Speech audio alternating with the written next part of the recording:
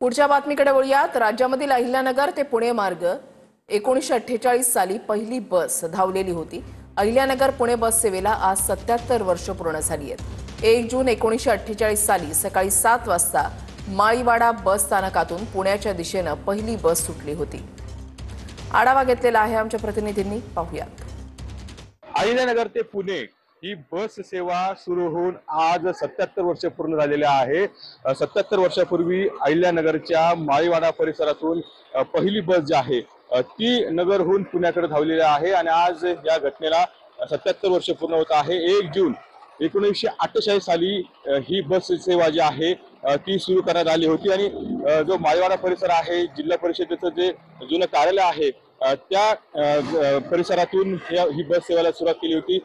या जिल्हा परिषदेच्या कार्यालयावर एक जुनं घड्याळ आहे आणि त्या घड्याळाच्या टायमिंगवर ही बस जी आहे ती चालत होती। या परिसरात एक घंटा देखील लावण्यात आली होती।